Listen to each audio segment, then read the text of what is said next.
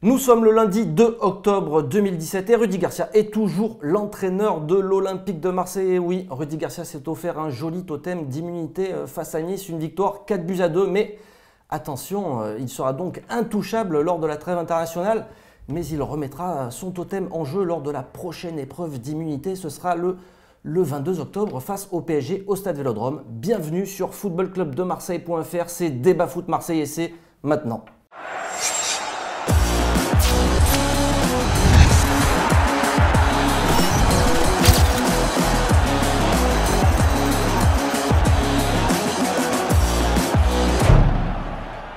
Salut à tous et bienvenue dans Débat Foot Marseille. Et oui, l'Olympique de Marseille s'est donc imposé dimanche soir face à Nice. Alors, sortie de crise ou pas, ça sera l'objet de notre gros débat du jour. Et puis le petit débat concernera Mitroglou. Est-ce que l'attaquant grec va nous apporter beaucoup plus que NJ par exemple ou Germain? Bien esselé sur le front de l'attaque olympienne depuis le début de la saison. Et on commencera par l'avis tranché comme dans chaque émission. Et pour ça, j'ai même le plaisir d'accueillir un nouvel invité, Ludovic Lecchese. Salut Ludovic. Salut Ben.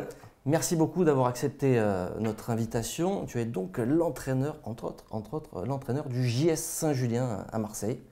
Je ne me trompe pas? Exactement, avec mon collègue Franck Rigaudon. J'ai repris l'équipe depuis le mois d'août et ça se passe très très bien. 2 matchs de victoire, donc on est très content. Impeccable. Je suis très content d'être avec vous, bien entendu. Merci, le plaisir est partagé. Tu es aussi dirigeant du club d'Herbel. Exactement, je m'occupe des petits U7 d'Herbel puisque j'ai mes enfants qui jouent. Et puis voilà, je leur donne un petit coup de main. Parfait, donc tu vas pouvoir nous aider à décrypter un petit peu l'actualité de l'OM et puis les matchs qu'on a vus, notamment ce match face à Nice. Une belle victoire, enfin une belle victoire. Et à côté de toi, je te présente Nicolas Fiol, journaliste pour Football Club de Marseille. Eh oui, il en faut. En forme, Nico, tu es prêt toi aussi? Ouais, ça va, un peu fatigué, les réveils sont difficiles, les lendemains de match, tu sais, on se couche tard, tout ça. C'est vrai. Ça va. Alors, on va commencer par l'avis tranché et c'est toi, Ludo, qui va t'y coller. Donc, tu vas venir prendre place au bureau. Donc, on appelle ça le bureau de Saddam Hussein, c'est une mauvaise blague. Mais avant ça, j'aimerais quand même vous faire écouter.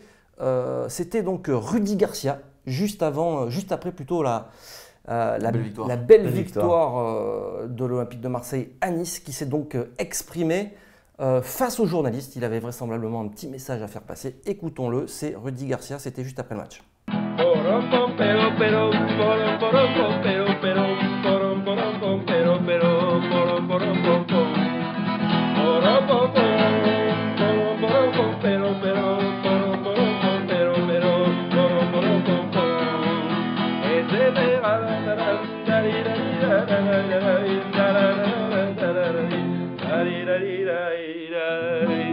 Ah là, Enrico Macias. Voilà, c'est tout, basta. Ben moi, mon avis tranché, en étant simple technicien du football amateur, j'aimerais parler de Zambo Anguissa, qui pour moi n'a même pas le niveau, je pense, de la promotion de première division. Je veux dire, c'est pour moi l'antithèse du football. C'est vrai qu'il fait 1m85 ou 88, 90 kg, mais il a 2 parpaings au pied. Je veux dire, premier ballon hier contre Nice, il reçoit au bout de 2 minutes de jeu, il nous perd 2 ballons d'affilée, 2 contre-attaques. Je veux dire, alors, Rudy Garcia, il s'en sert pour mettre du physique, pour densifier son milieu de terrain. Mais c'est clair que vous prenez un videur de boîte de n'importe quelle boîte de nuit de Marseille ou d'Aix-en-Provence, il fera pareil. Et blague à part, honnêtement, quand Zambo Anguissa est sur le terrain, l'Olympique de Marseille perd énormément en qualité technique. Quand on pense qu'un garçon comme Sanson, qui a été acheté 12 millions d'euros, ne joue pas, avec un Luis Gustavo à côté en 2 pointes basses, je pense que très sincèrement, il pourrait largement mieux faire que Zambo, mis à part sur le côté physique, mais au football, je pense que les meilleures équipes de l'histoire n'ont jamais eu des gros gabarits. Si on regarde le Barça avec Iniesta Xavi, je veux dire, demain matin, on aurait Luis Gustavo gaucher et Sanson droitier. Je pense qu'au niveau technique, ça relèverait le niveau de l'équipe. Après, c'est du Rudy Garcia. Je veux dire, on aime, on n'aime pas. Moi, je le déteste, très sincèrement. Je veux dire, il a énormément de chance. Et Zambo Anguissa, il en parle en disant que c'est comme son fils. Mais je me languis le jour où il ne sera plus dans l'équipe. Voilà mon avis tranché et j'espère que vous partagerez mes idées. À très bientôt. Merci Ludovic, bah, c'était tranché comme avis, hein, pour le coup. C'est le but. Voilà, c'est le but. C'est une émission ici sans langue de bois. Et ben voilà, tu en es aussi la preuve parce qu'on t'a donné carte blanche. Même si ça peut grincer peut-être ici ou là. Ludo. Nico, est-ce que tu partages cet avis tranché? Pas totalement. Moi, c'est vrai que pour moi, c'est pas un titulaire. Là, il est titulaire parce que Garcia, il bataille à essayer de rééquilibrer son équipe. Mais après, je pense pas qu'il est tant que ça départ pas en pied. Je pense qu'il peut faire autre chose. C'est juste que c'est un joueur qui, des fois, essaie de jouer au-dessus de ce qu'il peut faire. On voit Camara, quand il a joué à ce poste-là, il joue simple. Et Anguissa, il a tendance à compliquer. C'est pour ça qu'il perd énormément de ballons. Mais bon, je suis d'accord avec toi sur le fait que c'est pas normal qu'il soit titulaire à l'OM. Mais effectivement, Sanson, on aimerait le voir à côté d'un Gustavo, non? Mais ça, c'est l'aberration du match d'hier, par exemple. C'est là où on s'est dit, ça y est, les joueurs sont un peu révoltés, un bon pressing, on renverse une situation compliquée. Il y a un coup dur avec le carton rouge pour Gustavo. Et qu'est-ce qu'il nous fait, notre ami Garcia? Il va rentrer, Grégory Sartic. Et voilà. Et là, hop, penalty, et on s'est dit, voilà, il s'est tiré une balle dans le pied tout seul. C'est normal, c'est son joueur, c'est l'agent. Rudy Garcia est l'agent de Grégory Sartic, c'est connu. C'est son joueur, donc il le fait jouer. Mais bon, Sartic, c'est pas un joueur catastrophique, mais c'est un joueur moyen. Et quand on a un mec comme Sanson sur le banc, qui a un énorme volume de jeu, de course, tout le monde qui le connaît le sait, c'est un mec qui a 3 poumons, il peut courir, courir et courir. Là, au milieu de terrain, à côté de Gustavo, comme tu disais, ça semble matcher parfaitement. On ne comprend pas qu'il ne le fasse pas rentrer à ce moment-là. On va passer au gros débat parce qu'on va en parler. Est-ce que l'OM est sorti de crise? Alors c'est vrai qu'il y a quelques semaines, l'OM se prenait 2 fessées consécutives, c'était la grosse crise. Et aujourd'hui, eh bien, les hommes de Garcia se retrouvent sur le podium. Alors sortie de crise ou pas? C'est le gros débat.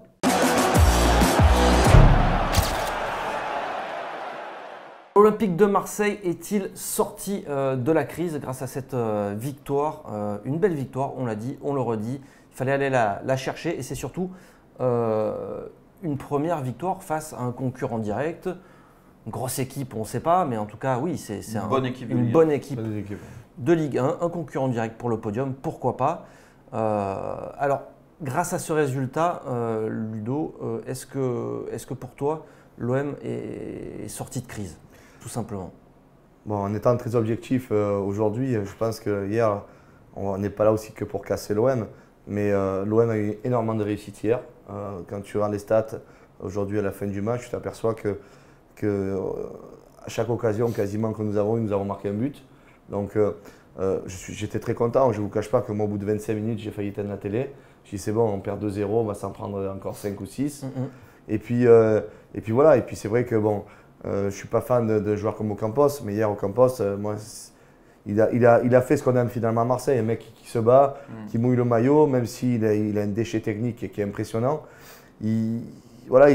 Dans sa tête, il a dû se dire bon, il faut vraiment qu'on réagisse parce que sinon, ben, c'est clair que c'était la Vénique populaire qu'attendait cette équipe, puisque déjà tu perds à Salzbourg, où je pense qu'il n'y a personne qui connaissait cette équipe, mis à part le mec de Red Bull. Donc voilà, mais blague à part, objectivement, Nice, pour moi, a fait une faute professionnelle. Nico, c'est aussi peut-être un petit peu grâce à cause de l'Olympique de Marseille et de l'engagement qu'ils ont réussi à mettre. Mais je pense qu'effectivement, il y a les deux choses. C'est-à-dire que Nice, à 2-0, limite presque 3-0 à un moment donné, hein, ils sont pas loin. Je pense que tout le monde s'est dit le match il est plié. Combien ils vont en prendre Marseille? C'était un peu ça. Et Nice, ils ont un peu trop joué facile.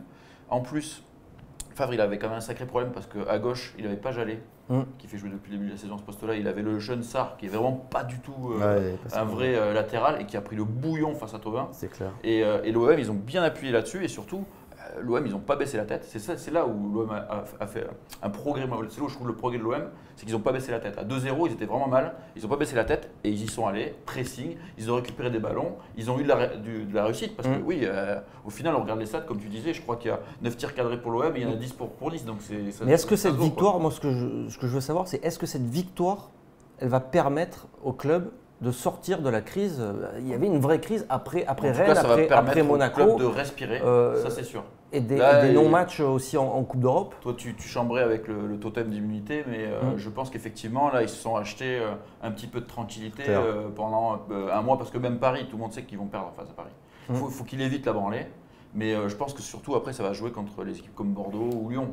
Mais là, c'est sûr que je pense qu'il s'achète un peu de tranquillité. Jusqu'à quand, je ne sais pas. Mais là.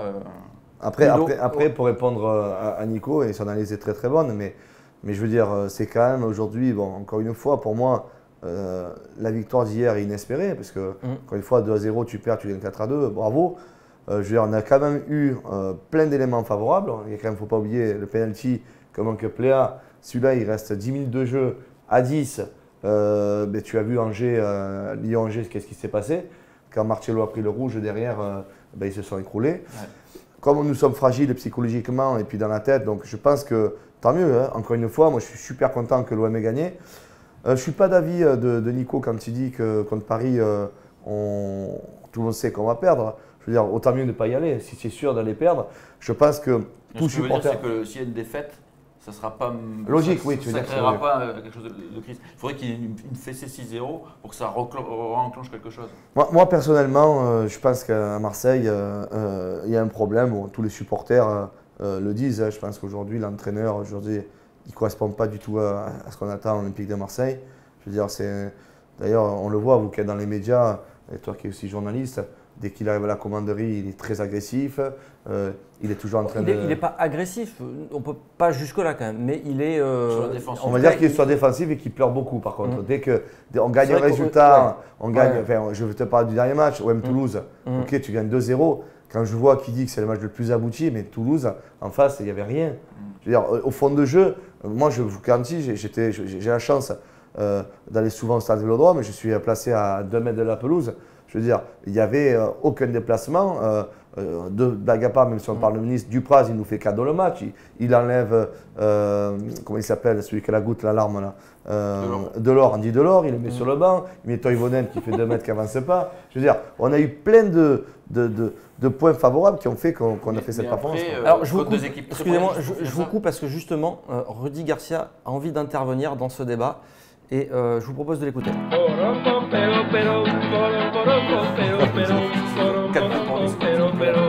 mais voilà. Non mais ce que je veux dire par là, là, oui, parce que effectivement, 4-2 à Nice et quand même résultat, Marseille est sur le podium, Ludo. Donc j'en reviens à mon sortie de crise. C'est vrai qu'il y a quand même cette histoire de résultat qu'on peut brandir à l'Olympique de Marseille pour dire bon, vous nous avez quand même énormément critiqué il y a quelques semaines. Le résultat, c'est qu'aujourd'hui, l'OM est 3e.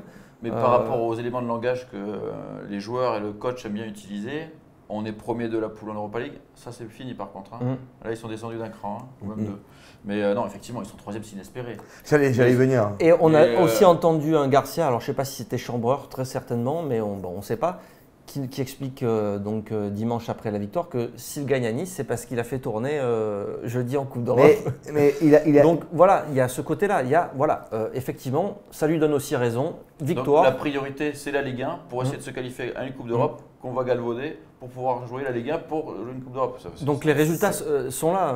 Oui, enfin, les résultats sont là, mais enfin, encore une fois, pour revenir sur Rudy Garcia, je veux dire, bien sûr, parce qu'il se régale. Il arrive, il dit qu'il a fait tourner, c'est pour ça qu'on a été frais. Mais s'il aurait perdu, si on perd à Nice, et puis il faut dire une chose, je pense que Nico est d'accord avec moi, mais nous sommes 3e parce que Lyon derrière n'avance pas. Aujourd'hui, c'est clair qu'aujourd'hui, le contexte il est hyper favorable. Je veux dire, mais au match de Rennes, après Rennes, mais tu te dis, et après Monaco, mais tu te dis, cette équipe, c'est l'équipe de bras cassés.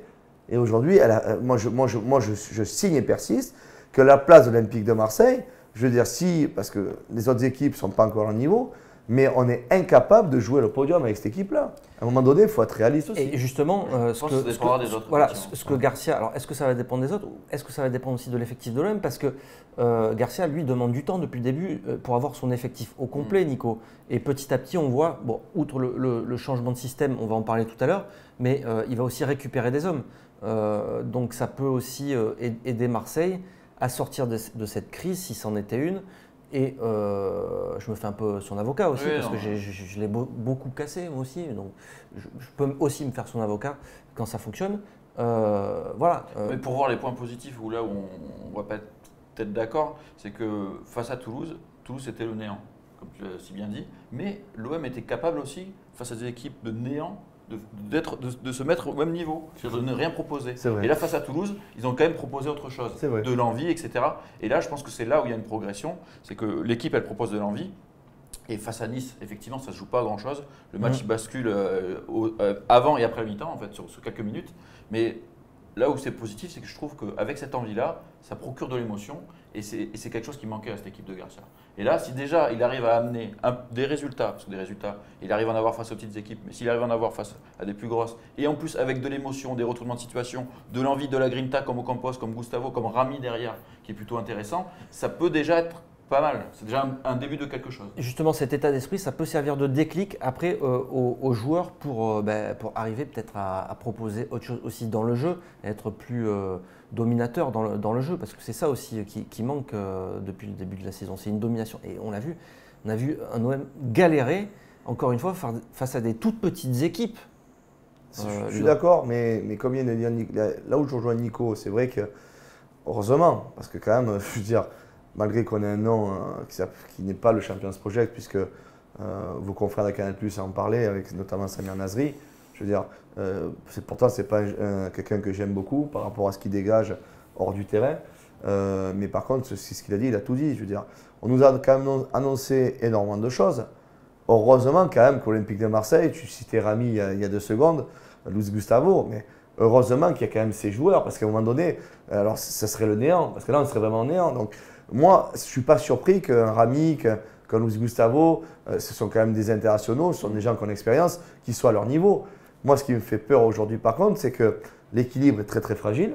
Ça, on peut dire ce qu'on veut, mais c'est très très fragile. Oui, on a vu Marseille concéder encore beaucoup d'occasions. Mais si tu n'as pas un grand mandanda hier, tu perds le match.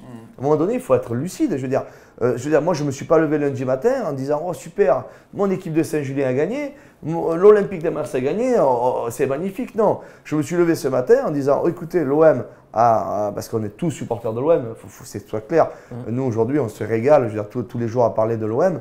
Mais quand tu te mets froid et que tu te mets face à ta glace, bon voilà, allez, tu fais un peu le vide, tu te dis bon, finalement, on a eu énormément de réussite, quoi. Et moi, ce que je veux dire par là, c'est que je trouve que l'équilibre est trop fragile. Si à la limite, on aurait une équipe voilà, qui serait un rouleau compresseur, on dirait bon, voilà, les matchs ont abouti, on ne subit pas beaucoup d'occasions.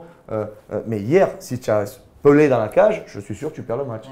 Mais là, je suis d'accord avec toi par rapport à cette vision-là. C'est sûr que ça reste très fragile. Mais moi, je sens un début de quelque chose déjà. Alors qu'il y a quelques semaines, après Rennes, là, moi, je me disais, mais c'est une cata complète ce projet. Ils ont claqué des millions et des millions. L'entraîneur, c'est pas le bon entraîneur. Ça va être une cata. Et là, je disais à l'époque, vous verrez, ils gagneront les petits matchs. Mais là, ils ont gagné un match un peu plus gros et je vois un frémissement de quelque chose, donc j'ai un peu plus d'espoir. Cette victoire, tu penses qu'elle peut balayer toutes ces questions, ces doutes sur les critiques aussi ça serait l'erreur de croire qu'avec une victoire comme ça, on balaye tous les doutes. Parce que si Jacques-Henri Hérault et Garcia pensent ça, ils vont se planter. C'est clair. Par contre, s'ils se disent, là, écoutez, il y a un début de quelque chose, il y a Mitroglou qui va arriver, qui va amener autre chose devant, on en parlait tout à l'heure, etc. Et on se dit, là, on va rester humble et modeste, on s'en est bien sorti face à Nice, mais on a de l'envie, c'est bien, les gars, ils répondent. Ils peuvent peut-être construire quelque chose en rajoutant Sanson à la place d'Anguissa au milieu. Peut-être que ça peut encore progresser. Par contre, s'ils commencent à se dire, ça y est, on est arrivé, là, ils vont se planter. J'attends de voir après la trêve, voir où nous serons. Et moi, je suis sûr que s'ils restent avec ce même dispositif, déjà les équipes vont être mieux préparées. Donc on va dire, attends, c'est bon, ça fait 2 matchs d'affilée qu'ils gagnent, 3 matchs, il nous met 2 numéros 6. Aujourd'hui, moi… justement, on va en parler de ce changement de système, mais Rudy Garcia vient de nous appeler encore une fois et il a quelque chose à te dire.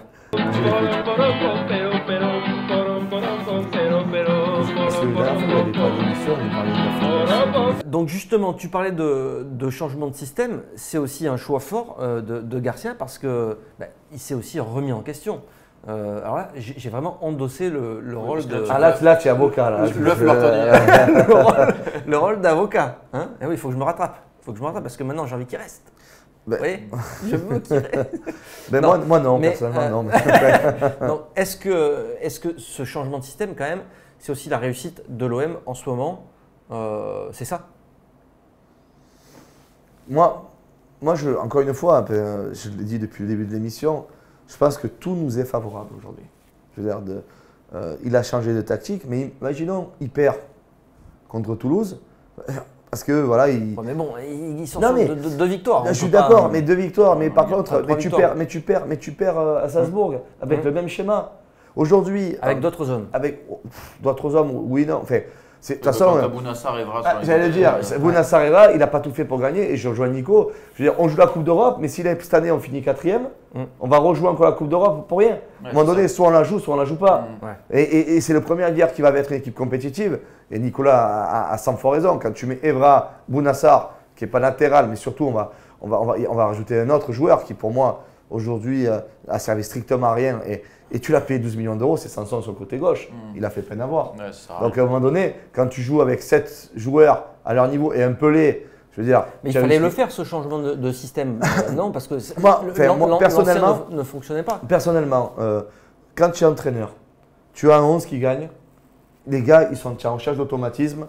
Moi, je pense qu'il aurait dû, voilà, surtout que tu as des objectifs réalisés.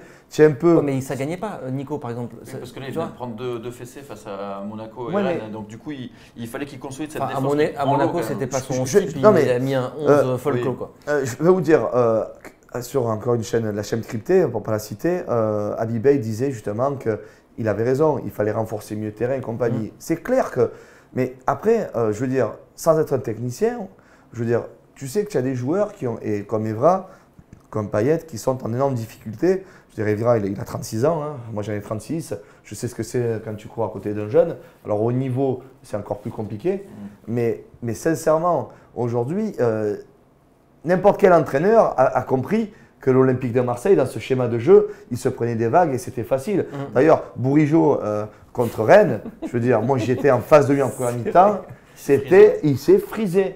Chaque fois, bon, il accélérait. Et c'est pas Messi. Hein. Exactement. Non. Nico, donc il fallait en passer par là. Il l'a fait. C'est un choix fort aussi de Garcia, qui est quand même adepte du 4-3-3. Il n'en sort jamais. Et là, il l'a fait. Donc c'est preuve aussi qu'il peut évoluer. Oui, après, il a mis un peu de temps pour évoluer. Parce qu'il a mis du temps pour changer de système. Il a mis du temps pour gérer Evra. Parce que même à ma vie, avec 5 kilos en trop et à court de forme, il sera toujours meilleur qu'Evra. Et la gestion, on peut parler aussi du Cap Desnours. Parce que il a cramé direct. Le mec, alors est-ce que c'est pas contre Zubizarreta? Parce que moi, c'est la question que je me suis posée. Le mec, il n'a pas fait de préparation, il a fait 0 match. Il n'a pas joué depuis 6 mois. Et d'entrée, tu le mets sur un match au plus tôt. J'ai l'impression qu'il était un peu en panique. Alors j'aimerais aussi qu'on revienne sur le cas, sur les perdants en fait de ce changement de système, Nico. Est-ce qu'il y en a 3 en fait? Il y en a 3, c'est Sanson, c'est Lopez. Et c'est Germain aussi, qui a complètement disparu. Evra, du coup, aussi. Evra aussi. Evra, oui, d'accord. Evra, il y en a 4. Il y en a 4. Donc, est-ce qu'on a petite chance, selon toi, d'en revoir quelques-uns? Parce que c'est pas les mêmes trucs. Evra, moi, je pense que c'est fini pour lui. Clair. C'est évident. Germain, ça va être compliqué pour lui. Il aura encore des occasions, mais ça va être compliqué pour lui parce qu'il y a Mitroglou qui arrive. Là, déjà, il est mis en concurrence avec Anji, mais Mitroglou, je pense que Garcia, c'est ce genre d'attaquant qu'il aime. C'est pas forcément mon goût, mais lui, il veut un bourrin qui va prendre de la place dans la surface. Et là, il va l'avoir avec Mitroglou. Germain, quand ils sont un peu en panique, ils balancent des grands ballons pourris, que ce soit Germain ou Anji, ils ne peuvent pas les prendre de la tête. Là, il va voir son Mitroglou qui va lui en récupérer un ou deux pour que le bloc remonte un peu, ça va leur faire du bien. Après, Sanson, je pense que c'est celui qui a le plus de chances de retrouver une place de titulaire. Parce qu'il est au-dessus de pas mal de joueurs, dont Zambo, qui joue actuellement, et qui peut jouer dans ce poste, même à 2. C'est pas un 8 dans un système à 3 forcément. Il peut jouer à 2. Donc je pense que Sanson, à court terme, il va rejouer. Lopez, ça va être plus dur, mais moi je pense que Lopez, il n'aurait pas dû redébuter la saison comme titulaire. Il aurait dû être un peu protégé, rentrer à un poste qui lui va bien. Là, il a joué l'autre jour en 10, mais c'était de lui faire un cadeau d'un côté parce que c'est un poste qui lui convient bien, et d'un côté c'était lui mettre la pression parce que meneur de jeu, c'est dans une équipe complètement remaniée. En plus, toi qui es passé par le centre de formation de l'Olympique de Marseille, la gestion du cas Lopez justement. Justement, lui, moi je trouve que le cas Lopez est très très mal géré.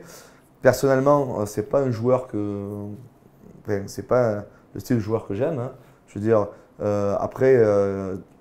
La réussite. Lopez? Moi, Lopez, je suis pas fan de Lopez, dans le sens où, je veux dire, dans ses postes clés, alors c'est pas un critère physique, hein, bien entendu, mais je pense que le cas est très très mal géré dans le sens où tu sais, quand déjà tu as 18-19 ans, tu réussis à l'Olympique de Marseille, je veux dire, aujourd'hui, je pense que c'était beaucoup un plan com au niveau de la direction sportive. En donnant la chance aux jeunes. En donnant la chance aux jeunes, en montrant pourquoi, parce que tu avais une équipe qui était en bon l'année dernière. Mais il en avait besoin l'année dernière. Ouais, il en avait n'avait besoin. pas assez de technique. Il n'avait pas de technique, mais après, je veux dire. Il a quand même montré de belles choses. J'ai pas dit que c'était un mauvais joueur. Ouais. Je dis que pour le niveau de l'Olympique de Marseille, pour moi, de toute façon, il fallait recruter, c'est un manque. c'est un joueur qui n'a pas, pour moi, sa place. Alors, aujourd'hui, il a 19 ans. Prêt, mais je pense que, regardez, dans une rotation. Celui qui est parti à 3, là, Kawi, il a mis un super coup franc. Je veux dire, voilà, Marseille, là, par contre, lui, l'ont acheté à Tours. Personne ne le connaissait. Il est venu, il s'est fait 15-20 matchs de CFA. Hop, il en est à 3, il est titulaire. Ben, j'aimerais que peut-être que Luka Lopez, et après ça, c'est l'entourage. Après, il faut arrêter les inventions. Quand j'en vois qu'il y a le FC Barcelone qui est sur Lopez. Voilà, non, mais là, il faut arrêter. À un moment donné, il faut arrêter. Donc, je pense qu'il y a trop de communication autour de ce jeune joueur. Je pense qu'il faut le laisser arriver à maturité. Je pense que c'est un cas qui a été très très mal géré, mais l'OM s'en est servi parce qu'il faut dire ce qui est. Aujourd'hui, l'Olympique de Marseille, Hérault, c'est un homme de communication. Il est arrivé en voulant faire de la com, en prenant. Moi, fais partie d'un club où j'entraîne, où il y a l'Olympique de Marseille qui est partenaire. Mais c'est très bien ce qu'ils font. Hein. Moi, je dis bravo, parce que les entraîneurs se déplacent. Ils ont renoué le dialogue. Ils ont renoué le dialogue. Et moi, je dis bravo. Je veux dire, quand vous voyez que l'OM invite tous les clubs amateurs, mais ils ont tout compris. Après, encore une fois, quand je disais il y a encore 2 minutes concernant Lopez, je pense que c'est un bon joueur de Ligue 1, mais pas au niveau aujourd'hui de l'Olympique de Marseille. Il n'a pas assez les épaules assez larges et avoir toutes ses responsabilités pour être. Donc, comme disait Nico il y a 2 minutes, je pense qu'ils auraient dû le faire entrer par parcimonie. Je pense sincèrement qu'aujourd'hui, il n'a pas le niveau d'un Payet en 10 et il est très très loin du niveau de Gustavo et de Sanson. Oui, c'est sûr. Donc, pour lui, pour moi, surtout, est-ce qu'il est adapté à ce nouveau système? Par contre, si je peux terminer, il y a un joueur par contre que moi, je trouve, il y a 2 petits aujourd'hui qui ont des qualités et qu'on n'utilise pas. Pour moi, c'est le petit Camara. C'est-à-dire qu'il a été hyper intéressant contre Salzbourg. Il est d'une sérénité à 17 ans. Je veux dire, lui, par contre, je le vois avoir un meilleur avenir que Lopez. Et surtout, le petit Roquia. Le petit Roquia arrière gauche, je peux vous dire, je vais souvent voir jouer la CFA de l'OM. C'est très, très fort. Mais je pense qu'il aura un coup à jouer parce que vu que Evra sera en fin de contrat. Je pense qu'en janvier, Evra, c'est fini. Personnellement, je pense que là, ils sont obligés par rapport à KR qu'il a eu. Mais toutes ces vidéos, ça a été très, très mal apprécié. Pas que par les dirigeants, mais par les supporters.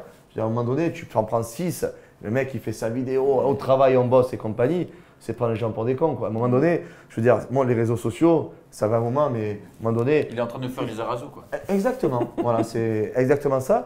Et pour terminer, pour ce que tu disais, Valère Germain, alors, pour la petite histoire, Valère Germain, je suis son premier entraîneur, puisque je l'ai entraîné quand j'avais 14 ans. Je me rappelle de ce petit blond qui est arrivé, puisque quand à Bruno Germain, puisqu'il était venu quand nous étions en D2, donc il habitait Cassis, il avait mené Valère. Et Valère, il était très très fort, vraiment en avance. Alors 6 ans tout à l'heure, on débriefait avec Nico par rapport aux jeunes qui ont un certain talent, très jeunes. Mais lui, il était le meilleur de tous et il est arrivé. Je pense que c'est un garçon, pour connaître un petit peu, qui a manque de confiance. Ah oui, c'est évident. On voit l'action là. L'action qui manque, et dans sa tête, il a dû se dire mais c'est pas possible. J'arrive plus à marquer des buts. Il a 100 fois. Après lui, il cadre. Hein, parce que il y a voilà, j'allais y venir. Par contre, je veux dire, moi, Mitroglou, comme disait Nico, il a raison. C'est le joueur qu'on avait, Sambasso à Lille, Bourrin, du Dzeko, le gros costaud, le grand costaud. Mitroglou, ça va être notre petit débat. Ah voilà. Donc on va en parler, gardons des munitions. Juste pour terminer sur NJ, je veux dire, aujourd'hui NJ, je veux dire, il a marqué 2 buts, 3 buts, mais il est quand même moins performant et moins fort que Valère Germain. C'est évident. Je veux dire, c'est évident. Voilà. Mais donc, sinon, on l'appelle le poulet sans tête. Il va vite. Mais après, le problème de Germain, c'est qu'il touchait aucun ballon. Et oui, le bloc trop bas. Mais par contre, pour terminer, pour moi, la réussite aujourd'hui de l'Olympique de Marseille, et de toute façon, il n'y en a qu'une, il ne faut pas se leurrer, c'est Dimitri Payet en numéro 10. Pourquoi Deschamps d'ailleurs l'a rappelé? Parce qu'il a vu que contre le Luxembourg et rappelez-moi le match qu'ils ont gagné à Nantes, là. Bon, bref. Biélorussie, je crois que c'était. Voilà, et la France, je veux dire, Payet n'étant pas là, le jeu était vachement brouillon. Là, Payet, il crée du lien, mais les attaques, c'est quelqu'un qui est toujours entre les lignes. Donc, Valère Germain n'a jamais joué avec Dimitri Payet. Ça serait bien un jour de voir Payet avec Germain. Et peut-être Mitroglou, on va en parler. Ça va être le petit débat consacré donc à l'attaquant grec qui va faire son retour. Et oui, il a fait une petite apparition, 10 minutes, c'était pas grand-chose. C'était pas prévu surtout. C'était peut-être pas prévu, effectivement. Après, c'était un déménageur qui est rentré.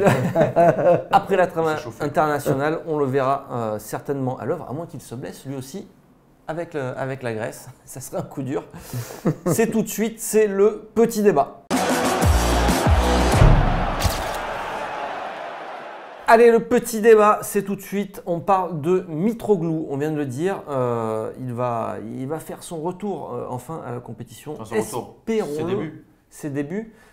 Espérons qu'il ne se blesse pas avec la Grèce pendant la trêve internationale. Mais donc si tout va bien, Garcia va enfin pouvoir compter sur son grand attaquant. Nico, qu'est-ce qu'on peut espérer de mieux avec Mitroglou? Je pense que notre ami Costas, il a un énorme avantage, mais il faut se placer comme si on réfléchissait comme Garcia. Parce que dans l'absolu, Germain est un joueur plus fin, plus intéressant, mais je pense que pour ce que veut proposer Garcia, il a un profil qui va apporter autre chose surtout. C'est que bon, il est grand, il est costaud, il met des coups et il est pas maladroit. Alors, un attaquant qui met plus de 15 buts 3 saisons de suite, c'est pas un hasard. Le championnat portugais, il y a des équipes un peu faibles, mais c'est pas non plus dégueulasse. On le voit bien en Coupe d'Europe, ils arrivent à taper les clubs français. Donc c'est un joueur qui est assez adroit des deux pieds en plus. Il va prendre de la place dans la surface. Par contre, c'est pas un fou furieux du pressing où il cavale pas comme un dingue. Mais c'est un mec qui va prendre de la place, qui va permettre aux autres en fait d'avoir un peu plus d'espace. Et je pense que ça peut amener quelque chose. Et pour terminer, je pense que le petit plus, c'est que s'il change des fois son système de jeu et qui permet à Germain de jouer avec Mitroglou, là, ça peut être vraiment intéressant pour Germain qui est souvent beaucoup trop seul et qui ne voit pas de ballon.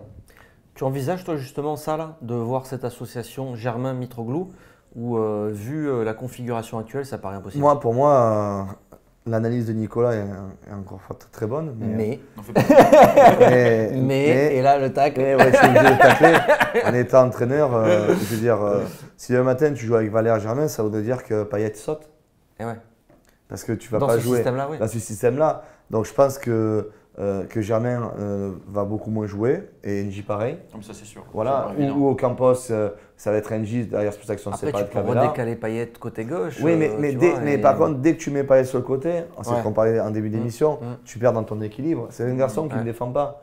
Donc à un moment donné, est-ce que tu préfères avoir, puisque il le disait Nicolas il y a 2 secondes, c'est le joueur type qu'il cherchait, avoir un profil d'un déménageur. Alors c'est pas Brandao parce que là je le rejoins à 10 000% dans le sens où il a marqué quand même 15-20 buts depuis 3 saisons dans le championnat portugais où il y a Benfica, il y a Porto, le Sporting, donc il a mis des buts sur ces matchs-là. Donc c'est quand même des équipes d'un certain standing. Ouais, c'est un joueur qui a l'habitude de la pression en plus. Exactement. Par contre, là où moi je suis un peu plus craintif, pour avoir été souvent blessé malheureusement dans ma carrière de joueur, d'avoir toujours des problèmes aux cuisses et aux ischios notamment. C'est-à-dire quand tu rentres d'une déchirure, là que le sélectionneur il annonce qu'il va le faire jouer les 2 matchs complets, j'espère pour lui que sa cuisse va tenir. Et ils vont jouer contre Chypre et je sais plus quel... Gibraltar. Gibraltar. Ça vaut le coup, quoi. Voilà. Ouais. Donc je me dis attention, j'espère qu'ils vont bien le gérer parce que quand tu sors d'une déchirure, au contraire, il faut te réathlétiser, reprendre le rythme tranquillement. Après, voilà, sincèrement, c'est l'énigme. Par contre, moi, ce qui me tue, c'est dans le prix. Et d'ailleurs, hier encore, je vais reciter, la chaîne cryptée le disait, quand tu vas mettre… Canal+, on peut le dire. On peut le dire. Quand tu vas mettre 32 millions, parce que tu sais que c'est 15 millions, plus 12 millions en cas de rachat, ça fait 27 millions. Ouais, si tu le revends. Si tu le revends, oui, mais à 29 ans, il a 29 ans, est-ce qu'un club, dans 2 ans, va mettre 15 ou 20 millions sur un joueur? Donc déjà ça, et le deuxième point, pour terminer là-dessus, c'est que tu avais quand même un Gomis, alors moi je n'étais pas fan, mais qui t'a mis 20 buts. Je veux dire, ils ont filé un salaire, je veux dire, ils ne demandaient pas un salaire à 10 millions d'euros par an. Ils demandaient pas mal quand même. Je pense qu'ils demandaient entre 400 et 500 000 euros par mois. Ouais. Mais quand tu regardes sur les charges… Mitroglou, il n'est pas venu gratuitement. Je pense que Mitroglou, il doit prendre 250 ou 300 par mois. Enfin, les chiffres là, c'est ça. C'est un peu plus de 300 pour Mitroglou. Et c'est plus proche de 450 pour Gomis. Donc à l'arrivée, moi je pense que j'attends de voir. J'espère pour l'Olympique de Marseille, parce que depuis tout à l'heure, on est là aussi pour parler de l'OM aussi en bien. On les a beaucoup cassés. Mais je pense que voilà, si ça marche, on aura dit que c'est super. Bravo à Zubizarreta, bravo à Hérault. Par contre, si c'est un flop, ça nous permettra de faire encore plus d'émissions. En tout cas, une chose est sûre, c'est que ça va apporter un profil différent de ce qu'il y a. On est d'accord. Parce que quand le bloc il est vachement bas, Germain ou N'Ji, peu importe, les grands ballons fusés, là, ça ne sert à rien. On est tout à fait d'accord. Là-dessus, tu as dit une analyse qui était très bonne. Déjà, tu as dit Au niveau tactique, quand il va recevoir le ballon, il va faire remonter le bloc. Déjà, ça, c'est déjà très très important. Parce que quand tu as un garçon qui fait 1m87, 88, 90 kg, qui sait garder un ballon, ça te permet rapidement de gagner de 15-20 mètres, donc déjà dans la conservation du ballon. Et la deuxième chose, c'est vrai que tu as quand même des joueurs intéressants autour de lui, comme Thauvin et Payet, qui sont capables à mener sur des coups de pied arrêtés ou sur des centres, de lui mettre des caviars. Donc lui, les têtes, ça ne sera pas NJ, quoi. Il ne va pas ouvrir le stade. Peut-être que lui, il va la mettre en lucarne opposée. Voilà, donc je pense que ça peut être pas mal.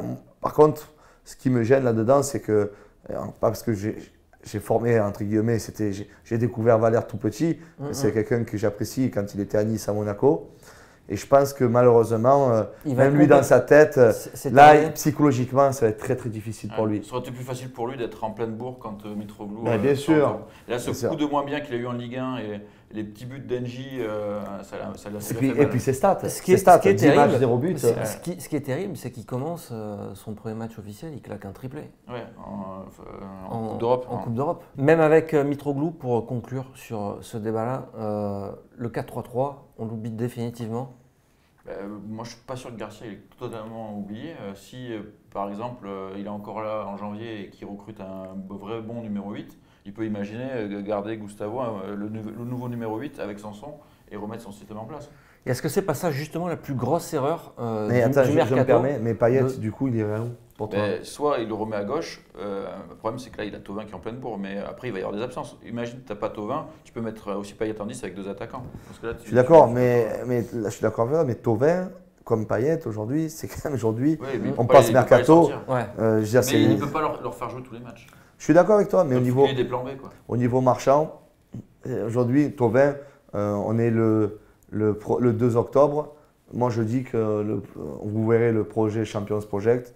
Le mercato prochain, Thauvin n'est plus à l'Olympique de Marseille. C'est lui qui veut le financer. L'année prochaine, tu veux dire? Vous verrez que je suis enregistré. Je pense qu'il va faire la Coupe du Monde et ils vont le vendre. Rendez-vous le 31 août. Je suis pas loin d'avoir le même avec toi parce que si tu regardes. Et qui est bankable dans cette équipe? Qui est bankable dans l'équipe aujourd'hui? Il n'y a que lui. Un peu Sanson. Et combien reste-t-il dans la cagnotte? 80. Il reste plus grand-chose, messieurs. C'est clair. Donc il va peut-être falloir la financer. Non, mais après, pour terminer là-dessus, que ce soit le cas Mitroglou, mais on va parler, pour terminer, je pense, du projet vraiment Olympique de Marseille. Je pense qu'on nous a vendu du rêve. Il y a quelqu'un qui est arrivé. Voilà, il faut voir ce qu'il a fait à l'américaine. Est-ce que c'était pour finir sur une note positive, ce que tu veux dire? Non, mais franchement, mon cœur, il est bleu et blanc. Je rêve qu'une chose, c'est que, je veux dire, moi, quand on a pris ce rouge contre Monaco, j'en ai marre. Ayant un boulot où je travaille dans toute la France et les pays du Maghreb, je voyage beaucoup. Aujourd'hui, on est là risé. J'en ai marre, moi, d'aller à l'étranger ou dans certaines régions, de dire l'américain ou l'a mis profond et compagnie. Donc, et les gens, ils le voient parce que la communication, nous, comme vous êtes un site de communication aussi, il faut faire attention à ce qu'on dit. Et je pense que la communication Olympique Marseille aujourd'hui est très très mal maîtrisée. Ils ont survendu et voilà. Peut-être que s'ils avaient un peu moins vendu, ça serait mieux accepté aujourd'hui. Voilà, je pense que s'ils avaient dit nous sommes en phase de construction, laissez-nous travailler pendant 3-4 ans. L'objectif c'est de participer d'ici 2-3 ans à Ligue des Champions, on va y aller petitement, tranquillement. Ça serait mieux passé là, ils ont joué au chaud et au froid et forcément il y a des déceptions. C'est clair. Allez, on va conclure là-dessus. Il y avait une petite note positive, quand même une vision. Non, il y a quand même une victoire face à Nice. Et puis voilà. Et moi j'ai bien aimé la grinta de certains joueurs. On espère que ce soit le point de départ, pourquoi pas, de quelque chose cette saison. Merci Ludovic. C'était un grand plaisir. Allez l'OM, j'espère qu'on va gagner, qu'on finira 3e ou 2e. On l'espère tous. Très bien. Merci bien. Merci à toi aussi également. Et c'est la trêve internationale. Et c'est la trêve internationale. Donc justement, on va se retrouver d'ici 15 jours après la trêve. Nous aussi, on va faire une petite trêve. Lundi prochain quand même. Lundi prochain, allez. Lundi prochain, c'est vrai? Oui. Allez, c'est vrai. Donc rendez-vous lundi prochain, exactement. Il veut me faire travailler pendant les vacances, moi aussi. Merci à tous encore. Vous pouvez nous suivre sur Dailymotion, sur YouTube, sur Football Club de Marseille, partout, sur tous les réseaux sociaux, Facebook. Mettez des petits pouces partout, bleu, jaune, vert. Éclatez-vous et on se donne rendez-vous à très bientôt. Merci, ciao ciao.